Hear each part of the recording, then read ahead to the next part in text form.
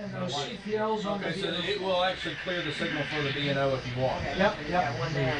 So at this point, you're going to hit IT and you're going to hit northbound. Does I need to flip the top switch? Yes. Yeah. See, so now we got a high green and the B&O signals remain red. Yep. I got copies for people. How do you get this? I guess they made this or something? Steve made it, and then I got on my railroad. I got the Burlington Cross and the Great Western Sugar Beet Company, and I got one very similar to it. We just made it to look like it. Now this sign is actually from the shack, or the little switchman shack at the crossing. It's actually from that building where they operated that, and the guy who did it for a living came by Steve's lab and gave him all kinds of information.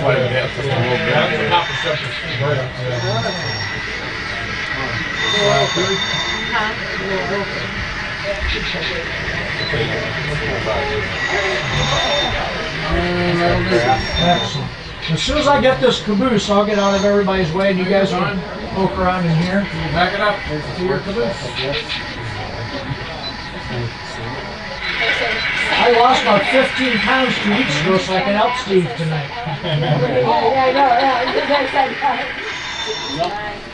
That's amazing. Oh, yeah. That photograph with paint, I mean, you look at it, it's really... I never would have even noticed that. That's awesome. Yeah, from photography to the painted backdrop, you can hardly tell. Yeah, I was waiting to... Over there, it's Okay, now I'm going to go this way, get out of your way, and you guys can filter in this way and explore. And I will answer any question for you I can. If I don't know the answer, I'll make something up. You probably won't know the difference. Go right ahead. Nice t-shirt. Go right ahead, head on down. So do you hear me here? Yeah, I heard you. So the St. L mine was about 2 miles that way. Okay. And where are you guys from? upstate New York. Upstate New York, okay. B&O. So this is O'Fallon, Illinois, which is about 4 miles to the left. Okay. My dad grew up inside that church steep, which is still there. I'm going to get out of your way over here. Keep talking to them. Come on, here we go. They're back here yet. Model came from. Oh, tell them about where your model came from. I thought that was interesting. So now this is a bike trail that I ride every day. Okay. How far away is it from here then? The bike trail's about, well actually a bike trail connects is right on the, just outside Steve's driveway. But the actual railroad's about 3 miles probably. So it was, this is a very, very local. very local. And Steve has researched everything, so basically anything you see here has great basis in historical fact. He knows his stuff. But the state of Maine potatoes, I can't remember, there's an interesting story behind those. He knows where those cicadas back there. Oh, okay. We got to listen closely for cicadas. As long as they don't get in my hair, we're okay. Well, it probably won't, but you can get it on the cicadas. A lot of them are going back underground now. That works. Yes, sorry, buddy.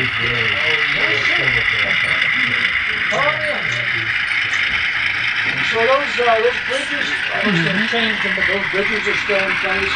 That interchange there, that was an area called PATE, stands for Pennsylvania Illinois Terminal, where the interchange was, and that was the major, so there was a coal mine and that, the interchange there, and only a couple little industries that found.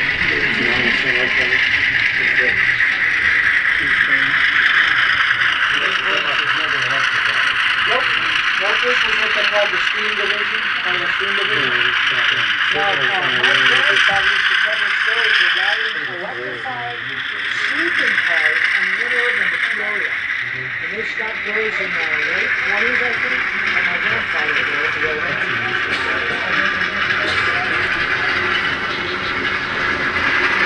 I got to check my speed here just in case. This speed is very precise. Oh, really? Ran 90 miles an hour like a line. No, try not to. Don't let it.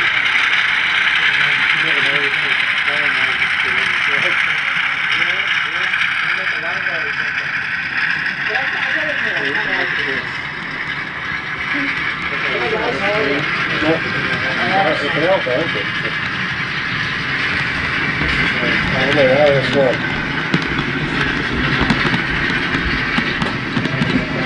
Oh, you betcha. What I'll do is let me open this and show you how this interlock works. So that little switch machine there for 10 minute process.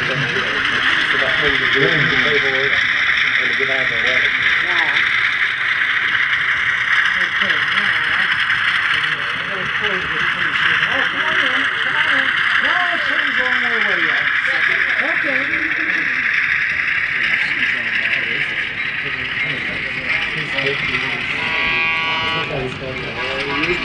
Call for orders, we'll call for orders there.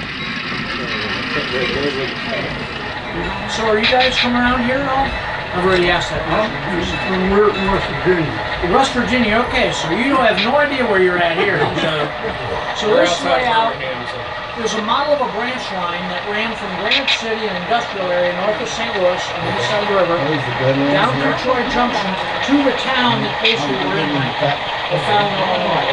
Technically, O'Fallon is east of here. There's the town of O'Fallon, Illinois. My dad's house is right by that church over there. Now this isn't my layout, this is my friend Steve's layout. But so he follows about, I don't know, 7 to 9 miles this branch line. And nowadays, this is a bike path that I ride every day. The mine that you can't see here yet, that was the main reason this branch line existed, was a mine called the St. Helen mine. It was about 2 miles that way. It's a park now on the old mine building. It's not a similar model of that mine, but it is a model Steve Scratch built for my dad's railroad that Steve helped us build. I met Steve 50 years ago. So that's the tail there. Well, we may be stretching that a little bit. Just a little bit. Now, Steve worked for Peabody Coal, and he really likes the IC, so they never ran any IC power down here. They did run some Peabody hoppers, I think, and they ran some CNIM hoppers. So I'll open this, you guys know what's going on. And be careful, there are some cicadas in the back. Not really. It's just the sound, because you know, simulating a nice hot St. Louis summer night. You know, being that we from left this weekend, not having. Okay, here we go. He's done a beautiful job on the scenery, hasn't he? I was just looking at that right there when I walked in, and when now we do that on a club layout, Yeah? we don't have it like that. He's really does a good job of roads.